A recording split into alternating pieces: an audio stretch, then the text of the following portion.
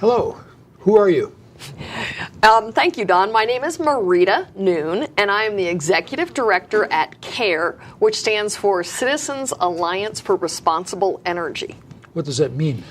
Well, we're a nonprofit organization, and we were started about 4 years ago with the goal of presenting the positive side of energy and the energy industry to the media and the public, because there's a massive misconception about energy out there. Like what? Well, this is an interesting one. It's probably not where I'd intended to go in the beginning here, but this just happened to me yesterday. I had and it combines with something that happened a couple weeks ago. I got an email from somebody in Albuquerque yesterday who made a comment to me about pollution. Now, this is a young man, and he made a comment about looking out his window in Rio Rancho, he could see the pollution. Now, his comment was anti-oil, anti-petroleum focused in his mind. And I thought to myself, as I read his comment on email, I thought to myself, you know, what he's seeing out his window in February in Albuquerque is not from cars. What's it from? It's from wood-burning stoves. That's why, fireplaces. Yeah, from those of us, myself included, who have chosen to heat our homes with renewable fuels. That's that gray cloud that drifts through Albuquerque. Yeah, and we don't have it in the summer. Now, I grew up in Southern California, and I know what pollution is. I lived in San Bernardino, California. That's where I graduated from high school and went to college.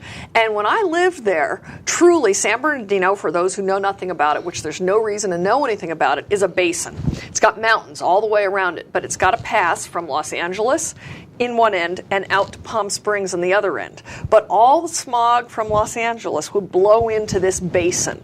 And all summer it would sit there, and literally you could not see the mountains around the city. And when I lived there, I know people that moved in during the summer from somewhere else, moved in during the summer, and when the winter came and the smog lifted because of an inversion layer, that they were like, oh, there's mountains out there. Well, I was in Palm Springs, California recently, a couple weeks ago, with some family members, and I have a young cousin who was there, young meaning 40-ish. And I had this cousin who was there, and we were talking because I'm into energy and so forth. We were having this conversation, and he again made the comment about pollution, as this gentleman did yesterday. And I said to him, no, pollution and CO2, because he was referring to global warming. I said, pollution and CO2 are totally different discussions. And he was trying to kind of argue with me that CO2 was pollution. And my uncle, who is in a very politically different place than I am, my uncle sided with me, surprisingly, and said to his son, no, pollution is what causes lung cancer and things like that. CO2 is a whole different issue. Well, this guy that sent me this email yesterday, there's an obvious misconception, I think, especially with younger people who didn't grow up with true pollution like I did living in Southern California. And this gentleman yesterday who was complaining about the pollution he saw out his window, that's not from cars in New Mexico. That's from, in the winter, wood-burning fireplaces of whatever level. In my house, I have a pellet stove. Right. But it's from that creates the smoke. That is what he's seeing out his window from Rio Rancho. So that's probably an overlong answer, but it gives you a misconception of what I mean by the public out there does not have a concept of what we're talking about when we say energy and pollution or any of those things. That's just an example of that, a current one. What interests the public, do you think? Well, I think currently, of course, in America, we're in an economic crisis. And I think so what interests the public right now is cheap fuel. Research has shown that the public is not willing to pay more money for gasoline or for electricity just because it will save the planet. I mean, if they were to say, we're going to up your gasoline price 50 cents a gallon, but that 50 cents a gallon is going to go to whatever. There was a poll. They're not willing to do that. Wasn't there a poll? And yes. Global warming issues were number 30-something. That's a very new one. I haven't actually seen that poll. I've only heard about it. I heard that the Pew Research Center recently did a poll of what were the things that were the most concerning to you as the public. And global warming was the absolute bottom of the list, is what I've heard. Now, I've seen another one prior to that. Rasmussen Polls did a poll recently as to the American public. Do they believe climate change or global warming issues are man-made or caused by nature. And things have changed. And at this point, and this is a very recent poll, I believe it was December, that people said that the more people believed it was nature caused than believed it was man caused. And we're talking about a 40% because there was a percentage that's like, I don't know. But I believe it was 46% thought it was man-made. And no, I said that backwards. 46 nature caused, 44 man caused. But so it's pretty even. It's pretty even, but it's a gain on the nature caused side or a loss on the man caused side, depending on your perspective. Right. Yeah. Is CARE local, regional, national? Well, we're based in Albuquerque, New Mexico, as the originators of it are from this area, and I was not around in the beginning. I took it over 2 years ago, so I'm somewhat new. Then? It's 4 years old. Okay. It's been around for 4 years, and I've been involved in it for 2 years.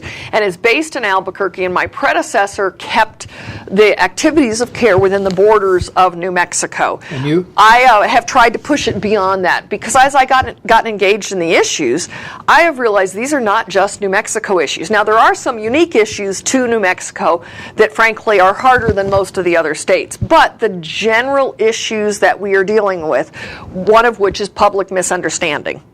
That's a big one. Of what? Of energy, period. And that's one of the things that people sort of have a hard time, even some of my donors have a difficult time comprehending. In fact, I made a comment to one person. I was just having a conversation in a hallway at a meeting. And he said, well, what are you doing? And I said, well, I'm advocating on behalf of energy. And he kind of stopped me and said, you mean the energy industry?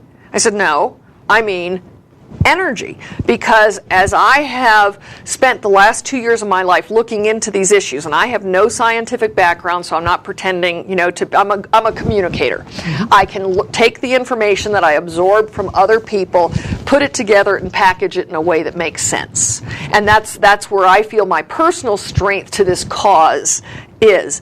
But as I work with the public, which is where we focus, I see they don't have any clue. I mean, and I didn't either. And so I think that's been an asset to me. When I first took this position 2 years ago, truly all I knew about energy, well, maybe this is a slight exaggeration, but only slight, is all I knew about energy was flipping the switch on the wall and putting gas in my car. Right. In fact, I got some data that states that 46% of the public has no idea that electricity comes from a source fuel.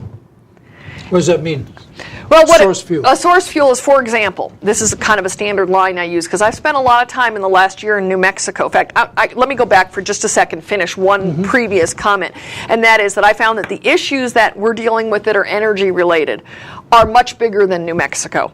So in my leadership at CARE, I have tried to push beyond the borders of New Mexico, because I realize, this is not just a New Mexico issue. We are not unique in this situation, and the issues that I'm working on are broader than New Mexico. So basically for CARE, we work within the Rocky Mountain producing region. However, there's things we're working on nationally. States? Well, primarily New Mexico, Colorado, and Wyoming would be the main ones, because those states also are more hard hit by the anti-oil and gas movement. And coal. It's the coal corridor also. Oklahoma and Texas, which both have a lot of oil and gas, have much better educated populations in these issues. Now, I'm not saying they have more college degrees or anything like that. I'm just saying they understand that the extractive industries are essential to the American way of life and to their state's economy.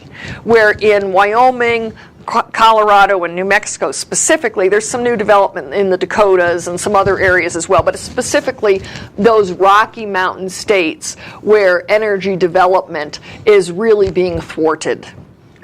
Utah also, or not?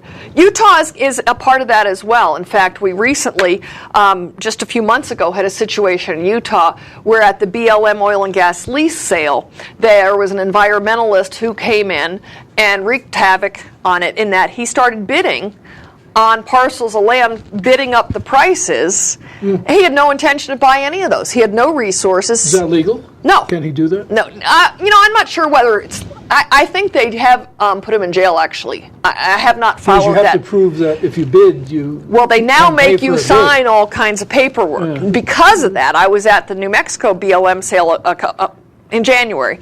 And they now have to sign all kinds of new paperwork because of this one incident. Well, think government bureaucracy. Dollar-wise, we're in a bad place economically. What does this mean? We have to have a whole lot of new paperwork. It's and now I've lost track of a thought. You wanted me to answer something else, and I said, well, let me finish this back here, and I've lost track of where I was. Where were we? Do you know? Well, basically, talking about CARE's interest, the spheres of CARE's interest, geographically, politically. Well, I think I was saying that what we're doing is advocating on behalf of energy, because energy itself is threatened. And I think I was saying that for me, I had no knowledge of energy. Yeah. Base fuel, that's where we were. We were on base fuel. Right. You asked me, what is a base fuel? Right. Well, the base fuel for electricity is, for example, uranium. Something I say pretty frequently, one of my standard lines is that most people, especially in this past election season with Obama and McCain and prior to that, everybody was for nuclear. Now, McCain was much more for nuclear than Obama, but Obama, we've got him on record as saying, he did say that, I am for nuclear power while he was campaigning. And so I remember speaking at a Nuclear Regulatory Commission hearing where I stated, it was pre-election. And I said something to the effect of, nuclear is coming, folks. No matter who gets elected, nuclear is coming. However, if you ask most of the people on the street, what is the base fuel for nuclear, I believe the average person would not have any clue. They just, it's just nuclear. It's just nuclear power, just like electricity comes when we flip the switch. Most of them have no idea that it comes from uranium. But as I have casually, anecdotally researched, this is not hardcore Rasmussen poll kind of stuff, but as I have this conversation with people, even people in the energy industry, who know uranium is the source fuel for nuclear, I will say, but do you know that 90% of the uranium we use in this country right now we have approximately, and I may be off a number or two, but I'm pretty close, approximately 64 nuclear power plants in this country, and if you know, correct me, but approximately 64 nuclear power plants and 104 nuclear reactors, because some of the plants have dual reactors. Okay, but we've got another 25 nuclear power plants on the drawing board. 10, I believe, are permitted for the next 10 years. And there are 120 reactors in ships, actually, too. Okay, and that's a lot more of your expertise. But just with this number we have right now, not counting the 25 on the drawing board, 90% of the uranium we use in this country is imported. Why? Most of it from an increasingly unfriendly Russia. So what I like to say to people is, let's just say, for hypothetically, we could wave a magic wand and we could turn all of the passenger car fleet in America into plug-in electrics. Okay, we're going to need more electricity. Now I realize you're going to plug them in at night when the electric load is lower, et cetera. But if we converted every car in this country to a plug-in electric, we'd suddenly need a lot more electricity. The only clean, safe way to generate massive quantities of electricity is nuclear. Okay, so let's say we do that. Now let's say we've waved the magic wand, we got plug-in electric cars, and as long as we have a wet magic wand, let's make nuclear plants. Okay, so we have this.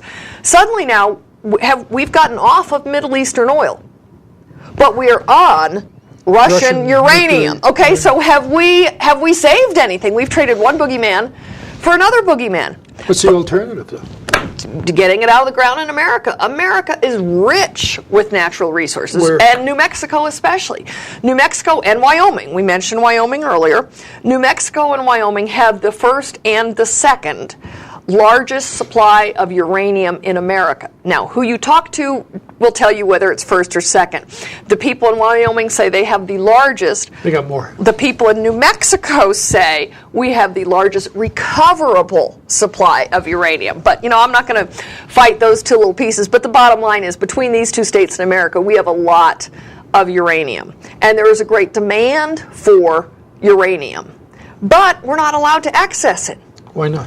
Well, different people have different viewpoints, but there's large groups of population. They're not as large as they want you to believe they are, but they're very vocal, that believe that this is bad. Again, I got an email. Actually, I didn't get this email.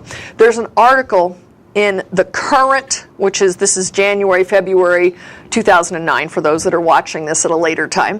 But the January, February Mother Jones magazine. Now, this is not a magazine I typically read.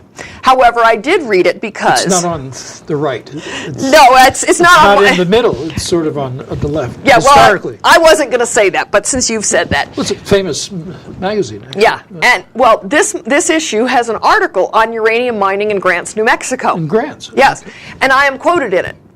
And that's how I happened to find this article, because a woman that I worked with out of Los Angeles probably gave me some incorrect information about who she was and what she was doing. But that's, I don't mind that, because I've also participated in another article that's supposedly about that area and about uranium. That's supposedly going in the Nation magazine, which is, again, one I don't read, but I understand it has a pretty left-leaning viewpoint. And it's going to be anti-uranium mining, as this piece was. What did the article say? Well, Jones article. The Jones article was, honestly, I haven't read the whole thing. One of my colleagues, someone you know, George, said to me, he said, don't read the whole thing, it'll make you hurl, is what he told me. But I did read my quote, but and it says that I represent a pro-nuclear group. So you're for atomic bombs. Yeah, so I'm now, Although I heard Patrick Moore speak in Santa Fe last week, which was very interesting. We can get into that if you want. But to finish this comment, I skimmed the article yesterday, and there were 3 comments that people had written in. And I incorporated this into an article I wrote yesterday. But one of the 3 people who commented online on Mother Jones on this article said something about any radiation is too much radiation for the Indians. And then he put, and for us. Mike, this shows, again, that misunderstanding. That any amount of radiation is too much. Well, what's the context of that? I don't understand. If you mine it, it's radioactive? Or if you... see, that's the misunderstanding. That if you live on this Earth... Well, you're bombarded by you have radiation. It's a part of life. Cosmic rays, solar radiation. If we never got one drop of uranium out of the ground and we had no nuclear power, we still have radiation. Would the article have impact on anything in Grants going on? Well, I mean, the article... It's happening in Grants now. We don't have mining yet. We're working on it. I was at a hearing just today about that very issue in Santa Fe. Are these the old mines or new mines? These are old mines that, and technology has changed a lot on everything. But last mining operations for Yellowcake there took place, how long ago? 40 years? Yeah, I was going to say in the 50s. So the mines are flooded out, probably, and they're all closed up, obviously. Yes, well, they're fighting it, and there probably were some things that were done wrong. I mean, I know owns, the land that the mines are on? There's some state, some federal, and some private. So it's a mix. It's a very checkerboard area out there, and is there Indian land involved also? No, there isn't really Indian land. So it isn't an Indian issue in terms well, of they're land. making it one. They're making it an Indian issue, and the Sierra. Everybody in Grants is an Indian? No, basically the people in Grants are desperate for this. Why? Economic development. I mean, the place is like a ghost town. It's like a third world country out there. It's just pitiful. And there's good people there. I've gotten to know them through this uranium issue. And the Sierra Club, for example, you asked who's blocking this. You could go to a Sierra Club website and look up a newsletter of theirs, and if you just Googled these words, you'd find it. But the Sierra Club, in a newsletter of theirs on their own website, brags, and it says something about, with an assist from the Sierra Club, the tribes were able to block the return of uranium mining. So you want to know who's that actually happened? Well, yes, in a way. I mean, it's the Mother Jones article quote about me says that I say that what I'm about to tell you is merely another layer of red tape to make it difficult to mine the uranium. And see, I mean, there's not a legal grounds to block the mining of uranium. So the groups that are opposed to this have to use every technique available to them, and things like NEPA have helped them have NEPA's what? The National Historic Preservation Act. I was expecting you to ask me that. But it's, preserving the historic places and so forth. And a lot of these rules sound great in theory, but when you get right down to practicality, here's a silly example, but this is a little quickie one. My husband works in what they now call the behavioral health industry, which is not, they used to call it psych. They used to call it Therapy? mental health. Now it's behavioral health. Okay, well, there's a beautiful building, I'm sure you've seen it 100 times, in downtown Albuquerque that's called Memorial Hospital. It's a really cool-looking old building, sure. much like these buildings here on this campus. It's a beautiful old building. My husband used to work in that building. That's why I have this knowledge. And it's a really cool old building, but the building has been labeled quite some time ago a historic landmark. That means they cannot they can't do what you've done. I mean, this room at this campus is a beautiful room, and what they've done with this older building, when I walked inside it, I thought was amazing, that they've made it work for today. Well, that Memorial Hospital could make really cool condos. It could, it's a beautiful structure, but because it has this historic designation, Can't alter it. they can't alter it. So the building is sitting there with chain link fence around it, being useless. So that's just kind of an oversimplified example of this historic preservation thing. Sounds like a great idea at the onset, but then when you really live with trying to practice it, So what is there in grants to preserve? well, the mines? I have spent most The of old mines, 2008. Nope, I've spent a lot of time in 2008. I've spoken at every hearing on this issue. And so I'm fairly knowledgeable on this. But what they have tried to do, they being primarily the environmental groups such as the Sierra Club who brag about this, and the tribes, and some other smaller groups that are just around to create that, there's a Blue Water Association, something that's out there. And they have worked together to take Mount Taylor, which is not Indian land, has no Indian land on it at all. It's all state, private, and federal land, a mix. And they have used these historic regulations to declare Mount Taylor a TCP, which is a traditional cultural property. That means that before you do anything on that mountain, you have to do archaeological assessments. Surveys. Yeah, and you've got to consult with the tribes. Now, they don't own this land, but they have managed to get it designated as a traditional cultural property. By whom? By the State Historic Preservation Office here in the state of New Mexico. And I talked with Catherine Slick at one of the hearings. Who's that? Catherine Slick is the director of the State Historic Governor Richardson appointee at the State Historic Preservation Office. And so she heads up these hearings that I have participated in. And, so we said to her, so this is going to add another layer of red tape or bureaucracy. And she said, well, I prefer to think of it as process. Okay, so whatever it adds more money. It adds more time. I mean, there's a man who owns the radio station out there in Grants, this third world country. He owns the radio station. Now, there's not a lot of advertisers in Grants to buy airtime on his radio station. So they've got, a pretty limited budget. He has had an application in to put a new tower, radio tower, or to upgrade his tower. I'm not really sure the actual terminology. But he's had an application in to put a new tower on the top of Mount Taylor. And they wouldn't approve it while this traditional cultural property designation was. There are towers up there. There are already towers up there. Oh, okay. But see, to go through this property, you have to consult with the tribes, and you have to do all this. So make sure the tractor. Yeah. So he told me it's going to cost him, I believe he said, $16,000 more now than it would have 2 years ago. And I'm not accounting for inflation. That's, just the additional steps he has to go through, the additional stuff he has to do to put his radio tower in is going to cost him an additional $16,000. Well, you know what? A little radio station in Grants, Can't afford it. they can't afford that. So the whole energy issue becomes a complex of layer on layer of non-energy issues because of political ideas people have on either side, pro-energy or not. I mean, all of this is about blocking uranium. Yeah. So they've done this whole. Community as a whole wants it because it means jobs and employment. The state would probably get tax. Oh, it would be huge for the state. I mean, there benefits. is a whole. I don't have it with me, but I haven't studied it. This is not really my issue. But the state legislative finance committee, LCF. LFC, Legislative Finance Committee, yeah. LFC. Yeah. They requested of the the consortium of uranium companies that want to mine here, they asked them to do a financial impact study, which they had done, I hate to say, at New Mexico State University, at the Arrowhead Center, and they did this study, and they came up with really, really favorable, needless to say, figures that, I mean, this is another misunderstanding. We were talking earlier about misunderstandings.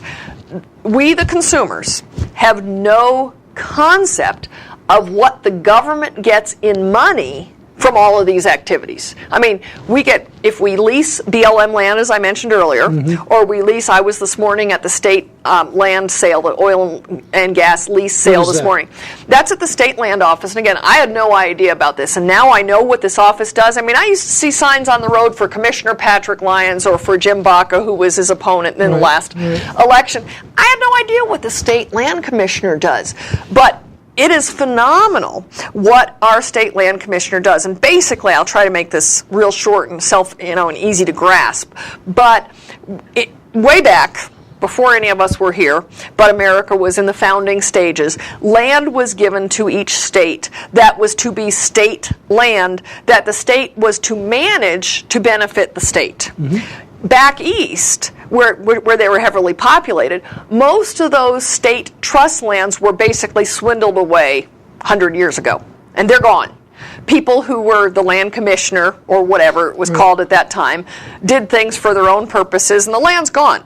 So most of the state trust lands only exist in the West. There may be some back east, but I'm making a generalized statement. Well, New Mexico, we have a lot of state trust lands. And so, for example, today I was at the state land office where they were having this oil and gas lease sale. So what happens is if you are an oil company, individual, independent producer, whatever, and you're a geologist, so you study and you believe that there is oil and gas under that rock. I'm oversimplifying this, but so you go to the state land office and you put in an application to nominate that piece of land to be leased. And what we're talking about is subsurface rights. And New Mexico has what we call split estate. And I never used to understand I'd hear that term and I had no idea. Surface rights. Right. So you could have you could own the surface. Yes. Somebody else can too, I guess. But. Yes. And so they don't. The mineral rights do not automatically go with the property when they're sold. So the state can lease the land to a rancher for cattle. A cattle grazing. Or something. And the subsurface rights for oil and gas. So they lease. Someone nominates this land, and then it goes into a record book that other people now know this land has been nominated, and people go check it out and see what they think, and then they come to this thing today, and it's literally an auction, live bidding. It's an auction. And they'll real money though. It's real. Oh yeah, it's real money. I mean, for today at the state land sale, it was a really low sale, small attendance. Gas prices are down, which makes the land less desirable. We've got the stimulus package. We've got the new administration. Everybody's a little unsure where everything's going, and so they're a little hesitant to put too much money on the line. But today at the state land sale, $1,300,000. I do words, I don't do numbers, but I do happen to know it was $1.3 million today. For the lease. Was taken into the state coffers. Right. Now this goes into what's called a permanent fund. And what that means is these monies are not touched. But the schools in New Mexico, virtually all, 94% of the money in that pot go to our school. Not the money, the interest from the money. So the money sits there permanently. That's why it's a permanent fund. But the interest from that money goes to schools. And most people have no concept. I mean, I remember before I understood any of this, seeing the television ads for Jim Baca versus Patrick Lyons. And they have very different philosophies. Patrick Lyons is a pro-energy philosophy. His attitude is, it is my duty to manage these state lands to benefit the state.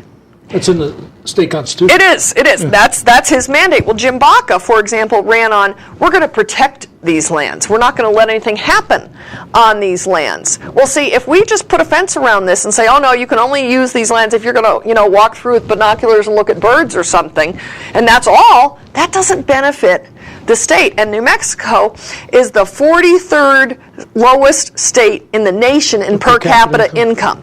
Okay, we need all the help we can get, and especially now. So Patrick Lyons manages the states and the lands, and he is not reelectable. He's done his term limits. I'm sure there's a better term for that, but someone else. But for teachers, this is a big deal. Yeah, because apart this from is the lease fees, if the lands do have oil, then they get royalties from and then the oil taxes, production taxes on Right. top of that. For example, this is some data I just happen to know currently is, again, this is the public misconception that we kind of talked about earlier.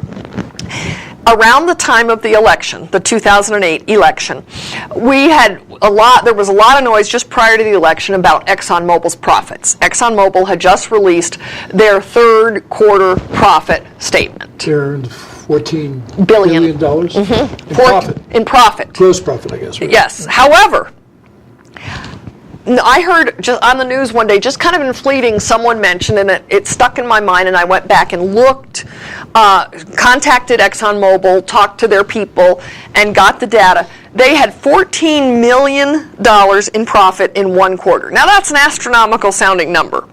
But ExxonMobil is one of the largest corporations in the world. But of that number, not of that number, in addition to that number, they paid $32 billion in taxes in the same quarter. $32 billion in taxes. On $14 billion profit, they paid more than double in taxes. Now, obviously, these were not all income taxes. These are all various taxes that are on the industry for whatever reason. Right. Now, what would we in this country do if we chase ExxonMobil offshore? And that was one corporation. Yeah, that's one corporation, one quarter. $32 billion in taxes. Now, admittedly, those were not all U.S. taxes. But what would we do? Now, for example, in the same general time frame, you probably heard that Anheuser-Busch left America, and basically supposedly was bought out. Yeah, they were supposedly bought out by the company in Belgium. Right. I can't recall the name of it, but I've done a piece on this, so I know the data. And it was kind of presented as a takeover, but it was really more of a merger. But the way the tax system works is if you are based in America as a company like Anheuser-Busch was and like ExxonMobil is, you pay taxes in America, not just on the money you earn in America, but you pay taxes on the money you earn in Dubai, speaking of ExxonMobil versus Anheuser-Busch, but you pay taxes. Anheuser's not in Dubai. Well, they might be in Dubai, I don't know, I've never been there. But they pay taxes on the money they make everywhere. They pay American taxes on. But if they move the company headquarters to Dubai, right, they only pay taxes in America on the money they earn in America. And ExxonMobil only has 5% of their production in America. Why is that, for instance? Yeah, well, we do make it a little hard in this country. We make it a little hard in this country for people to extract the resources. But, that's just one example. But they've stayed here, though. They have stayed here, and I honestly don't know why. I don't know their taxes. I don't know why they stay here, because to me it looks like I have no contacts with ExxonMobil, but most of the oil industry in New Mexico is not these right. giant They're independents. Right. They're and the difference is the definition of big oil and little oil is big oil does the entire process. They explore, they extract the resource, they have the pipelines to transfer the resource, they have the refineries, and they have the gas stations. So they have the big oil, Chevron, ExxonMobil, Shell, they have the whole stream. But what New Mexico's primarily made up of is what is considered the independents. And they're the little guys whose kids go to school with your kids and so forth. And they mostly the independents do the exploration and the extraction. And then they sell it. Southeast and the Northwest. Correct. And some of the Northeast also. Yeah. That's oil. What about coal? Coal we have a good amount of. I'm less familiar with coal because the battles aren't as current. I mean, it's kind of been there for a long time. Like this uranium issue is a new issue. But the interesting thing about coal is that the biggest coal operation, biggest open pit coal mine in North America is Indian owned. Yeah. Navajo mine. And they want to put in, what is it, a nuclear plant? No, it's a coal-fired power plant they want to put in there. A new plant there. Yeah. Which is, again, it's a battle. Who knows if we'll ever... Are people protesting that? Oh, yeah. Yeah, That too. when you really get right down to it, I heard about a project in California that I researched and did a good amount of research on, talked to a lot of different people on to verify my data. But it's interesting because the environmental groups in general push wind and solar. They're kind of what I call the darlings. And they have a place. I'm not against wind and solar personally or as an organization. If you go to our website, we have a pro-wind and solar position. But wind and solar are not base fuel. Are they corporate members of your group also? No, they are not. Why not? You've cultivated them or talked to them? Or? I They've chosen not to. Or? I haven't specifically gone to them and approached them, although I have. That's interesting. I have an article I'm wanting to write on that comes out of this story I'm about to tell you. Yeah. On Sterling Energy, which is in Tucson, Arizona, and they have, I guess, the contract or the bid or whatever, I don't know that side of it, to build the largest solar plant in America outside of, I believe, Barstow, California, or Bakersfield. They're both kind of near. I used to live near there, so I know the area, and it's kind of in that high desert area north of Los Angeles. They're planning to build the largest solar plant in America. But they already have some stuff. They already have some stuff they're working on with SDG&E, which is San Diego Gas and Electric, and they have plans to put in. I don't believe they've dug a scoop full of dirt yet, but they have plans to put in outside of San Diego a mega solar plant. Now let me back up for just a sec, and you can interrupt me if you don't want me to go down this path, but you can tell I get into this stuff, and I could just go on for hours. Just fine. No one's ever really said, talk as long as you want on this stuff. But there is what is called an RPS, a Renewable Portfolio Standard, which is a government-mandated RPS, Renewable Portfolio Standard. And what that means is that your energy portfolio, the mix of where you get your energy from, must be a certain percentage renewable by a certain date. Now, it's up to each state to make their own, and not every state has signed on to this. Not That's every state. And it's Regulation, not a. It's a mandate, I would call it. I don't know federal that. mandate. Yeah, I don't know that it's really a law because I think it's like only 28, 29 states Who pays for it? have it. Well, I mean, ultimately the consumers. The consumers pay for it when they turn on the switch. Right. Okay. So, most states that have this, and a lot of it's not a federal law. It's a good question. I'm not really sure on where that regulation comes from, because the senators in the South, the elected officials in the South, are very against it because they don't have wind power capacity. Because if you think about when you get off an airplane in Atlanta, southeast of me, yeah, and it's so like it's cloudy, solar. The air is still and sticky, and so they don't have the wind capacity. So some states are more prime for this. New Mexico is a prime state for renewables. Wind and solar are very. In fact, remind me to come back to the state land office attorney what he told me about solar or wind. But anyway, our Governor Richardson signed us up as the state of New Mexico to have 20% renewable energy by 2020. Now, this is what most of the states have. Most are 20 by 2020. It's easy to remember. Years. Okay? Massachusetts, their RPS was by 2009, but they only were hoping to have 4%. So 4%, if they could ever get Ted Kennedy to let them put that wind farm in off Cape Cod, Cape Cod wind factor. They could have 4% pretty easily. Yeah. So 4% by 2009 was, kind of doable. California, those Californians, they think they're better than all the rest of the country and bigger and better, and so they kind of thumbed their nose at the rest of the world and said, y'all are going to have 20% by 2020, we're going to have 20% by 2010. Next year? Yeah. So, how are they doing? Well, this is what I'm about to tell you. These power companies are taking this mandate seriously. They are really trying to get 20% renewable energy by 2010. So there's two plans that I've tracked. There's probably more than this, but I'm not in California. I've only studied these two. They're trying to put in a big solar plant, Sterling Energy out of Tucson, Arizona, big solar plant outside of San Diego, outside of Palm Springs, where I have family. They want to increase the wind farms, okay? Palm Springs has those. Yeah, they have them already. There now. I was just there 2 weeks ago, and I said, Covered. "Ooh, I should have gotten a tour of those." Slopes, yeah. But they provide enough electricity for most of Palm Springs. It's a very windy corridor, and if they put in more, see, the problem is that where the people are, San Diego, Los Angeles, are not viable for wind or solar. There's not the land available because both of those both of those resources take massive amounts of open space. Where a coal-fired plant or a nuclear plant, you can put them right at the edge of town. Source, right. But these two, wind and solar, they require a lot of land, so they have to be way out there. Okay, so they've got plans to put in this, expand the wind in Palm Springs and expand this or add this big solar plant. But the environmentalists are against them. They're fighting it. They're opposing it there. Why? Transmission lines. Oh, They don't want the transmission line to get this from outside of Palm Springs need lines into to Los carry Angeles. The power. Uh-huh. And that's an environmental impact. Yes. So I don't know how they think the electricity is going to get there by Wi-Fi. Well, you could put it underground, but it becomes extremely expensive. Well, because you got rights of way issues and all kinds of stuff.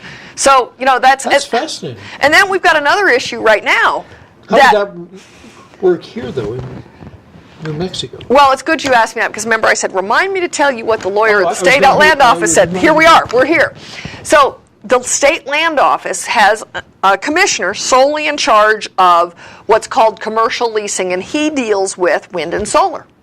And I bake cookies for the State Land Office every month, and so I go up there with my little basket of cookies and my little cookie sweater here today. And I go there and I talk to him, and he often has someone from a solar power company or a wind power company sitting there in his office, and he introduces me, and I tell him what I do, and I get their card, and we talk. It's great. New Mexico has big wind farms outside of Vaughan. I'm sure you're aware of that. Yeah. And we have wind energy. But I was talking to the attorney just 2 weeks ago for the State Land Office, and he just kind of threw out a side comment that I'm sure he had no idea where it was going to go in my brain, what file it was going to go in. But he made a comment about we're having trouble selling leases. Just like today, I was at the oil and gas lease sale. They lease the surface for wind farms or solar because New Mexico is a great state for that, for those renewables, because obviously we have lots of wind and lots of solar, both.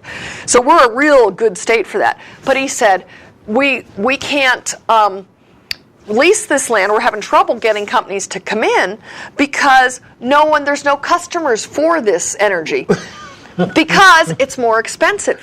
To transmit it longer. Well, first off, they distances, do have to build transmission lines, and Right. I'm not the math person, No, I'm curious. I'm the communicator person, but it's metropolitan areas. it's pretty well Sorry, known Albuquerque. that wind energy per kilowatt costs more to generate than coal, which is the cheapest. Right. Natural gas, the next. See, and earlier we were talking about source material, and I kind of focused on uranium, but coal is a source material to make electricity. Natural gas is a source material to make electricity. Uranium is a source material to make electricity. Right. Those are the source The fuels. pricing is in kilowatt hours. Yeah, when it's generated. wind and solar are much more expensive. Now, honestly, I couldn't tell you why. It's just a fact. I mean, everybody, it's an accepted fact.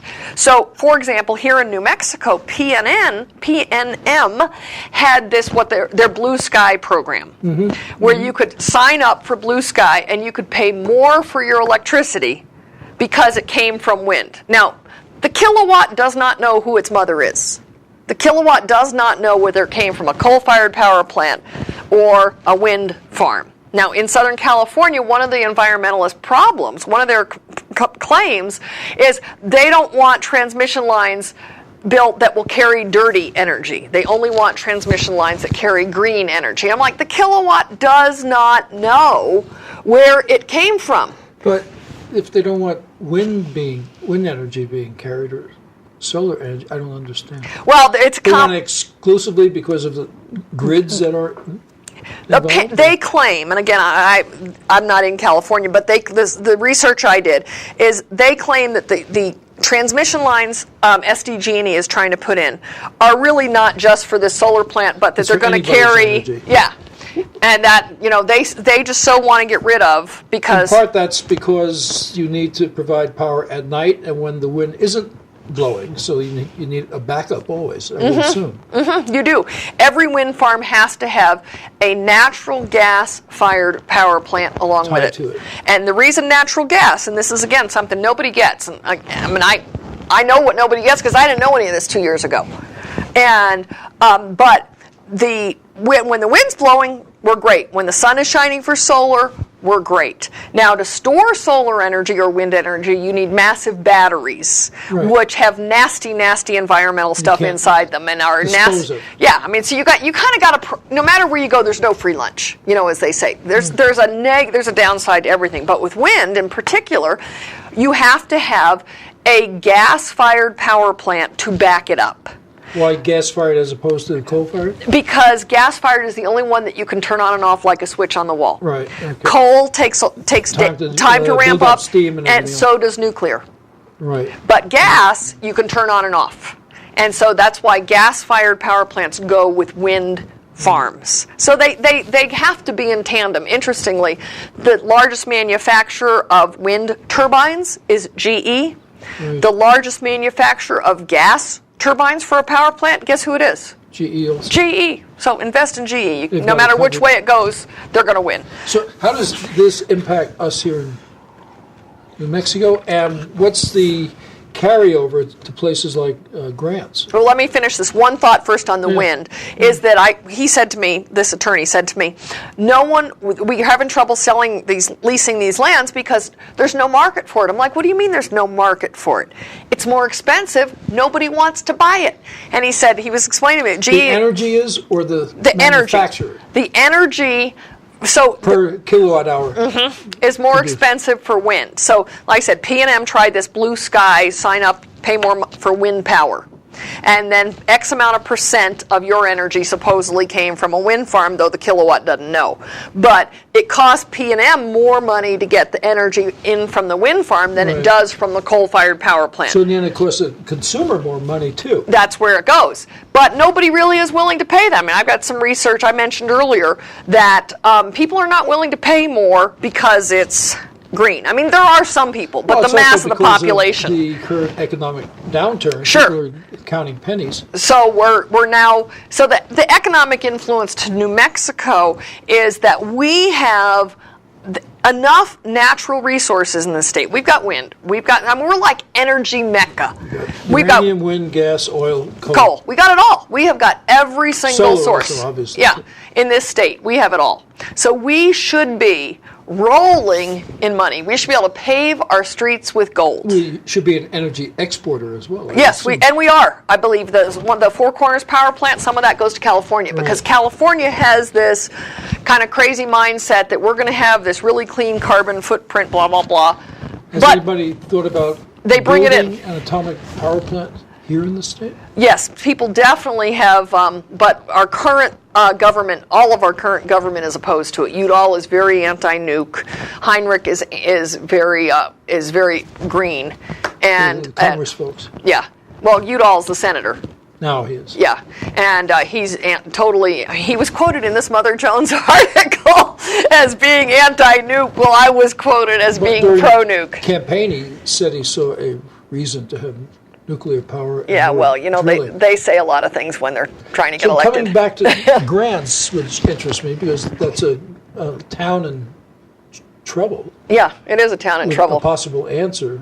So how does this whole thing? Hey, New Mexico fit? is a state in trouble. I mean, you know, we've got a budget deficit. Well, I've told people that New Mexico actually does better than most states because the Depression here hit in 1912 when it became a state.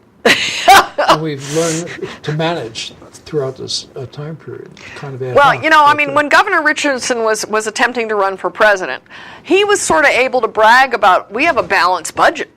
You know, we have a budget surplus in this state. Well, yeah, we did, but the policies that have been put in place in mining and oil and gas, what I prefer to think of as the extractive industries, the regulations that we have put in place have literally chased business out of the state. I mean, I go to conferences in other states. I have a niece, a young niece, 30-ish. I think she's 30. Young niece. She's a petroleum geologist. Mm-hmm. She works for a company in Texas. Mm-hmm. And she she and I were talking about when is she coming to New Mexico to visit and so forth, and she said, well, we're trying to work on some land in New Mexico, and, and she just innocently, my niece, said to me in an email, which I have, it's so hard to do business in New Mexico. And it's true. We have regulated the business away. The assumption in Santa Fe seems to be that we're all ExxonMobil. Everybody in the energy industry is ExxonMobil. And that we have these deep pockets, and no matter how many fees they can put on us, and I say us, I'm not really a part of it, but the industry industry as a whole, they'll be paid. They'll be paid. Yeah. So they keep adding these fees, and the reality is, a lot of these guys, they say, we're not doing anything in New Mexico right now. We're drilling in other places. I mean, I've talked to one of the big independents in Roswell. And he said to me, I got interested in Dubai. I'm drilling over there. I'm not drilling in New Mexico. Well, every person like that we chase to a foreign country is income that doesn't come into this state and that doesn't come into the federal coffers, because there's taxes and fees and leases all the way around. There's a lot of money that is available to the communities, such as grants, not just jobs, but there's taxes and fees and contributions. These groups pay for scholarship funds. They contribute to the community in charitable ways as well as in good paying jobs. Employ people as well. I did another thing I wrote up on that I did some research on, and the average truck driver driving a truck on an oil field makes more money a year than my husband does with a master's degree in psychology. And all they need is a high school education. Right. It's a good trade. Yeah. And they compound it at coal mines and not just the oil. No, and that's just one example that I actually I searched the numbers on. And when I was told what they make, I was like, oh my gosh, that's more than my husband makes. % of the people employed at the Navajo mines are Navajos. If you could tell us what you think the future holds for energy industry in the state, and as a spin-off of that, for the economic related stuff to the energy industry, employment, dollars, and that sort of thing. Well, where we're headed right now, having signed the stimulus package today, I think it's very scary. I really do think it is very, very scary. Because Washington, and Governor Richardson is on board with this as well, he's on the same track, is pushing less effective, less affordable fuels, sources of energy. I have bumper stickers that I give out everywhere I speak that say, energy makes America great. Cheap energy does too. And, that's what, it's affordable, available, and abundant. And in America, we have energy that's affordable, available, and abundant. Now, admittedly, some of the new sources, there's people who talk peak oil and so forth, which means we've already used all the oil that that's found, and we're running out, and we must do something because we're going to run out. But, if you look at the history of energy, back in, I don't know what year it was, but back in England, they were all panicked over we're going to run out of coal. Well, before that, we were going to run out of whale oil. Right. And when they were worried about running out of whale oil, we have coal come on board. We discover coal, and we use that. And in England, they had a big fear of we're going to run out of coal. And right around the time the coal seemed to be dwindling, guess what was discovered? Oil. Petroleum. Yeah. And so I look at that and I go, you know what? Human ingenuity is amazing. And, well, true, we have run out of what I would like to think of as the low-hanging fruit. The old Beverly Hills song with Jed Clampett. Some of the younger people won't know that, but, the song says, and I looked this up for an article I wrote recently, up from the ground came the bubbling, crude, black gold Texas tea. And he went out and shot a critter. Well, that actually did happen. That basic scenario did happen in Canada. A man was digging a well for water, and up came oil. Well, none of us are probably going to have that happen today because all of that easy oil is gone. But we have new technology that's able to, there's a well in Santa Fe. I have pictures of it. It's now closed again because of the environmentalists gave the oil company such a hassle that they're from Texas and they said, you know what? We quit. We give up. It's an oil well up there? There is one oil well currently in Galisteo Basin. I've been to it. I've seen it. I know the people who did it. I know the man who 30 years ago discovered the original oil there. So there's a potential oil field there. Yes, it's Galisteo Basin. So they're now making all kinds of new regulations to block access to that resource. They're wanting to block access to the resource. Being what? Oh, they believe that it's going to... There aren't too many people up there. Well, I mean, there's some people that have some expensive property in Galisteo Basin, and they don't want the trucks and the wells. But, I mean, I was there with some people from the State Land Office, because most of the people who work at the State Land Office have never seen an oil well, because there's none in the Rio Grande Valley. So when they had this one oil well, I was invited to go on a field trip with the employees at the State Land Office. And so we all went, and the people that own this, the mineral rights on this, who were putting this well in, were there. And one of the local residents who was there, who had been opposed to it and actually had spent a lot of money, not her, she was the ranch manager's wife, but had spent a lot of money to buy up land so the oil companies couldn't use it. And that was the whole goal. It was those leases. Private property. It was lease. Well, it was federal. They bought leases. They bought leases? I was there the day they bought these leases, and they spent 20 times more for these leases than they should have. And included the mineral rights? Yes. All just to not drill. Okay. But I've been to that well. The person who was involved in this, we stood at this well and we looked around at it, and she said, "Is this all it is?" Kind of like... In terms of impact. Yeah. She's expecting disaster. She admitted that what she had in mind was basically a refinery. Like what you see out on the way to Gallup. Yeah, right. She admitted that what she pictured was basically a refinery. It's one little well. I mean, if the ground was concrete, you could have eaten off of it. It's that clean. It's amazing. This is an old well. It had been there 30 years ago. With the technology available 30 years ago and the price of fuel 30 years ago, the well quit being cost effective. Quit being economical. So they closed the well. However, with new technology and the higher price of fuel, it was worth it to go back in to re-enter that same well, and they did get oil out of that well. So some of that technology is actually from here at Tech. Is it? New Mexico Good Tech, for you. Petroleum Center. So there's new technology that obviously you're very aware of, but that's just one little example. We've got the oil shale. We've got the oil shale. We've got the tar sands. So coming back to the bill that was just passed, how does that impact energy beyond not making it attractive? No, it's not. It's putting a lot of emphasis. Does it emphasize other things? It subsidizes a lot of other things. And again, the environmental regulations are such. For example, this is not the stimulus bill, but this is supposed to be voted on February 23rd, I think, or after February 23rd. There is a bill right now that almost no one knows about, but the Senate has already signed it, and it needs to pass the House, which it probably will unless the population makes a big fuss. Okay, this is called, you asked me about the future, this bill is called, it's S22 is the bill number in Washington. It's not a New Mexico law. Some of the New Mexico ones impacts the Santa Fe drilling and so forth. But this one is called the Omnibus Federal Lands Act.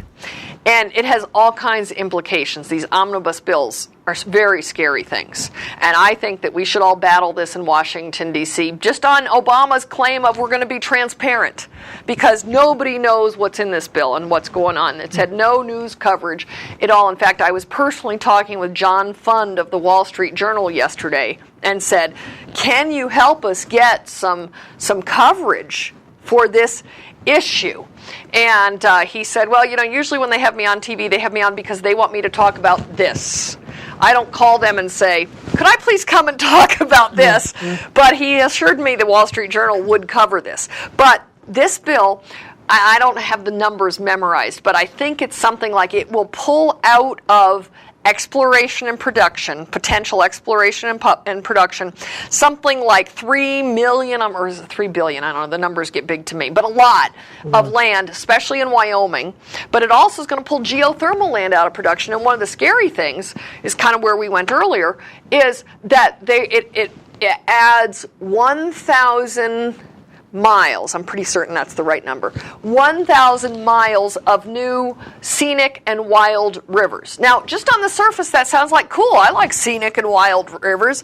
But once that river is designated that, the transmission lines cannot go over it. Pipelines cannot go under it or through it. And so we have big trouble. Obama wants to have a national grid. The electric grid. He wants currently the national grid, or the grids are regional. So when we have human error, which we do have, or if we have terrorist attack, which we have had, not on the grid, but it's a reality. Sometimes you'll see on the news an entire area, electricity-wise, is down. Well, imagine we have a national grid. It all goes down. It all goes down. It's a very scary thing. But even if we're for a national grid, you can't put. Who authored the bill? Senator Oberstar. Oberstar. It's thought of as the Oberstar bill. But, I mean, it does a whole lot of things. A long time. He has been around. But it's a very anti-energy bill. And now they've been trying to get this bill through for like 4 years. But see, now they have the power. They have the power. The people from Wyoming want this? Or no? One of the Republican senators from Wyoming is in on this and put a lot of Wyoming, I think it's 3.3 TCF, would that be right, of natural gas? Yeah, okay. It takes out of production, out of access. And see, to me, this is the biggest problem with the future of energy. And this is kind of obviously my soapbox. But this is the biggest problem that, again, I think the public doesn't have a clue about. And that is that we have so much energy here. We do not need Middle Eastern oil. We have so much energy available in America. And when I say energy, I mean both liquid and transportation fuels. And they are different categories. Yeah, but liquid for transportation, electric. I think I said that wrong. But both liquid and electronic fuels. But we have so much resource in America. We are rich with natural resources. Here's 3 simple little examples I want to give you. This is one of my favorite examples because the public seems. I really try to put things in a way that the public can get. That it's not technical. Of course, I don't have the technical knowledge to even be technical. But You're doing pretty well. Here in New Mexico, we have, as we've already stated, a lot of resources. We should be the energy mecca. But one of our areas that we have one of the largest known natural gas reserves in America is in New Mexico, in an area that is known as the Valle Vidal. 2 years ago, the environmentalists pushed through the Valle Vidal Federal Protection Act. We can now no longer access any of that resource that's in the Valle Vidal. Now, there's an invisible line that separates the Valle Vidal from a well-known man's private ranch. On his private ranch, which just has an invisible line between it and the Valle Vidal, he has 500 natural gas wells. He is getting richer off of that same basin of natural gas, where we, the American citizens, who are desperately in need of economic stimulus, we cannot access that. It's like he's got his straw sipping out of our cup. Okay, now then let's go to another place. That's here in New Mexico. In Florida, off the tip of Florida, everybody knows there's a lot of oil and gas under those waters. But we here in America, we can't drill off the coast of Florida. But you know what's 50 miles south of Florida? Cuba. Okay? Cuba is leasing, or has leased, I haven't tracked it in the last few weeks, but is leasing oil and gas rights off of Florida to Russia and China. Now, who do you think is going to do a more environmentally friendly job of drilling that oil? America or China and Russia? I'm thinking America is going to do a much better, but we can't touch it. But just on the other side of the invisible line. Charlie Chaplin. It is. Atmosphere, too. Okay, now here's the last one I'm going to tell you. This one, even the energy people that I tell this story to, most of them aren't aware of it. The Great Lakes. There's an invisible line in the Great Lakes that separates U.S. and Canada. Yep, you passed that little geography test.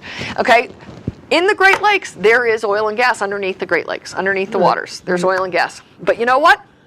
We cannot touch it. But you know who does? The Canadians. The Canadians are drilling. They have 250 wells, I think it is. I may be a little off on the number, but I think it's because I'm just doing that off the top of my head.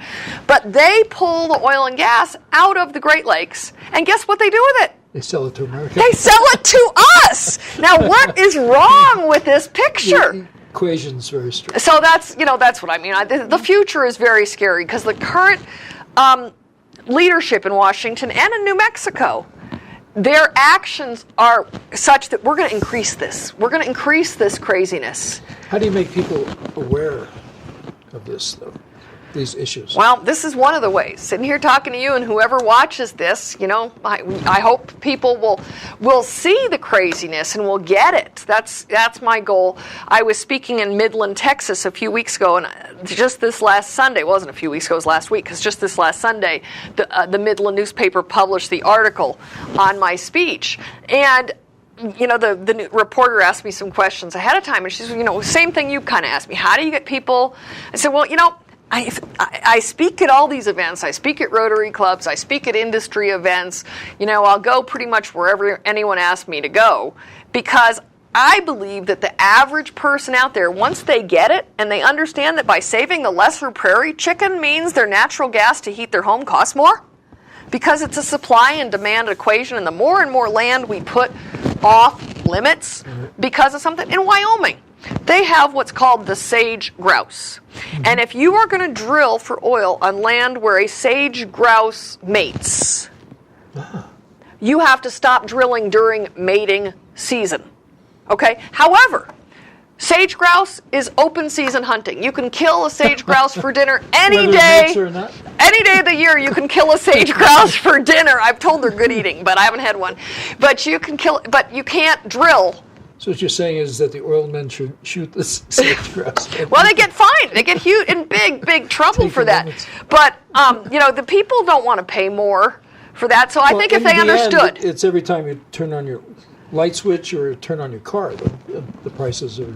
Yeah, we are the consumers who are ultimately paying for it. And I believe that if the public, I write a lot of op-eds that are published in the various newspapers, primarily throughout New Mexico, but I had one published in Louisiana this weekend. Google Alerts tells me, that's how I know. But Louisiana is an important oil state. It is, and so they've published, this one paper is we bonded, and they published a lot of my stuff.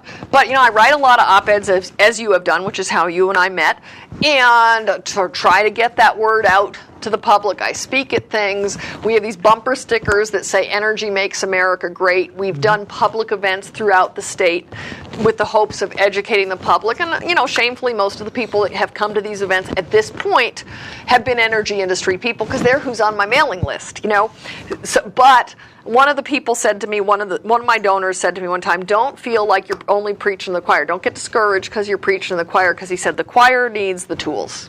And I think if we can all, all of us that care about energy and care about America as it is today. Newsweek recently had a cover article, which I'm sure you've heard about if you haven't seen. I've not been able to get my hands on a copy yet, but I've seen it online. But it has a red hand and a blue hand, kind of in this pose.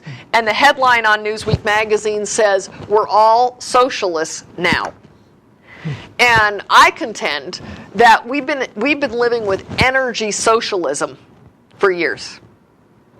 Started 40 years ago with the well that blew out in off the Santa Barbara coast. Right. That birthed the anti-oil environmental movement. Exxon Valdez. Yeah, that was more recent, but that started it.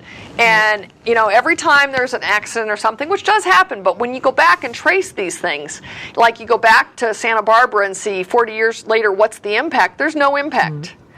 And there's no long-term. I've often compare that to, we kill 42,000 people a year in auto accidents, traffic accidents, and yet somehow that number is so large, yet people don't stop driving cars. Yeah. Obviously. Well, now you look at how many birds we kill in airplanes. We kill with, I'd like to ask you about you, who you are, where you came from, how you ended up out here. Your background and interests, apart from energy. But, well, I'm like nobody from nowhere, but that's not obviously true. You're an excellent writer, communicator. Well, that is my background. I come from a communications background. Where and how? My mother is a well-known Christian speaker and author, one of the first major well-known Christian speakers and authors in the country, and she's written 40 books. Her name is Florence Littauer. L-I-T-T. A-U-E-R. Okay. And she's written 40-plus books. She's 80 years old, 80 and a half. She'll be 81 in April. And she's speaking somewhere tonight, and she was telling me this morning about the new speech she's written for put together, because she and I don't write speeches, but we put them together. You know, they're not word for word written, as you can tell. I mean, look at how many notes I have here. But she's got a new speech she's doing for a group tonight, and 2 weeks ago, she was speaking for 3 days in Texas. And she's earned her living for most of her life since she was 50 as a speaker and author. And you emulated that? Yeah, she and I started a seminar where you train people to be speakers and writers 27 years ago. Where? California? Well, all over. We were based in California at the time, and then when I took it over and I lived in New Mexico for my husband's career, that's how I got to New Mexico. Then we moved it with me here. And now at this point, we've transitioned again on that business, and I no longer have anything to do with the seminar part of it. But my mother actually still does. I've kind of gone this other direction, but taken the same skills. Things, though, books and that. Yeah, I've written 19 books. 19 books. I've written 19 books. Minor accomplishment. In your spare time? Well, it was back then. I haven't written a book. I wrote 3 books my last year of book writing. And I may write books again, but what I have a passion to write on now, as you could probably guess, is... I wonder. Energy. No, it's just baffling to me, because when I first came on board at CARE, again, I said I knew nothing. Why did they pick you, though? Because I knew the founding executive director. Okay. And I was at a place in life that I needed to make a change. People thought highly of you. They knew I had ability they knew I had the skills. Yeah. And energy, obviously, as well. Yeah, but I didn't have the knowledge.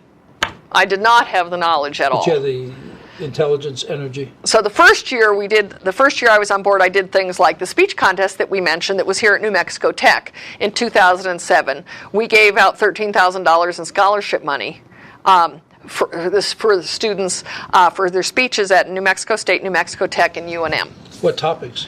Energy. They could do anything they wanted. One of the first place was the only female, and she was from UNM, and she was a nuclear engineering student.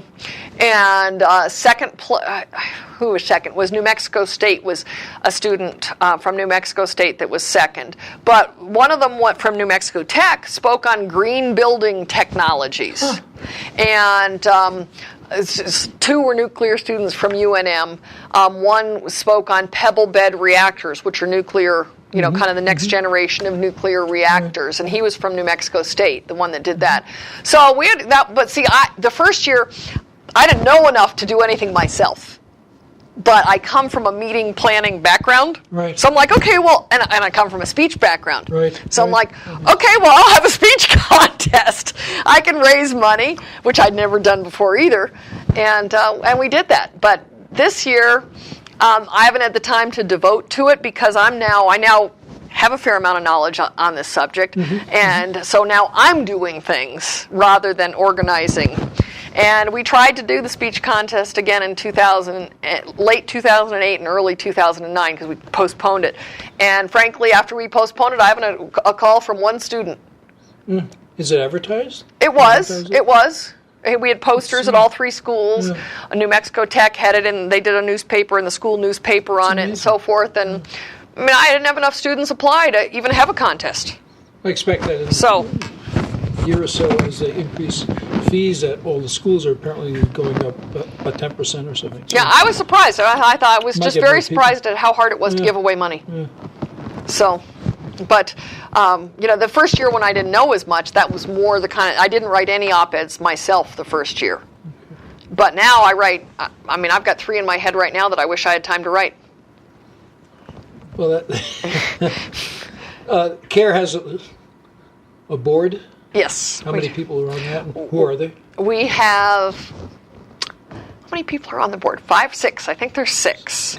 We have a gentleman who runs another nonprofit organization in New Mexico, and he gives me some guidance and direction on nonprofit. He comes from that world, and I don't. So he runs the Rio Grande Foundation, which is a free market think tank in New Mexico. I have a scientist. Located where, Albuquerque? Albuquerque. Okay. Scientist from Sandia Labs.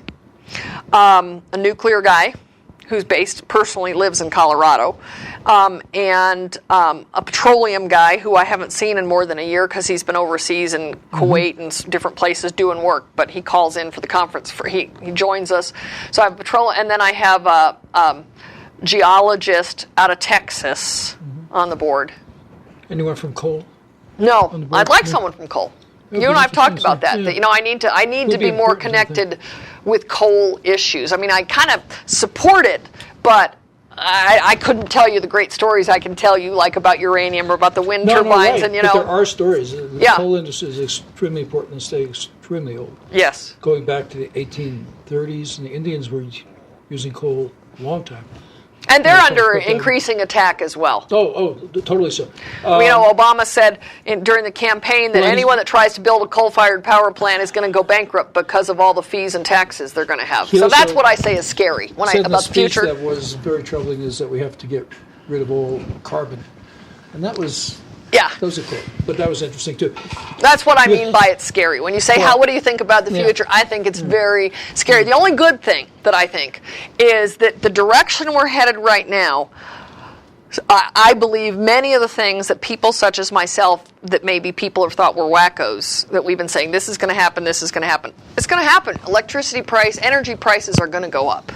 Yeah. And people, when it starts to happen, people are going to go, you want to ask why? Whoa, wait, what happened? And so I think we're in for a big shift. And back in the summer when energy prices were so high, everybody was drill here, drill now, save money. On board. Yeah. They all, because we had these phenomenal, it's going to happen again in a different way. That's right. And I think there's going to be this coalescence around these issues. And I think it's going to change public policy. I heard Patrick Moore speak, I mentioned earlier last week, and Patrick Moore is one of the founding members of Greenpeace, one of the original environmental advocacy groups.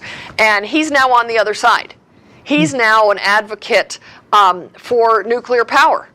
And he was one of the ones against it. Now, he wasn't against nuclear power, but frankly, he'd say the same thing. He didn't know the difference, and that's one of the things he's on the bandwagon of. Nuclear power and nuclear weapons are not the same thing. We can wipe out nuclear power on the planet, and we are not going to eliminate the threat of nuclear weapons. They are totally unrelated. But that's another public misconception. But he said in his speech, environmental extremists are on the decline.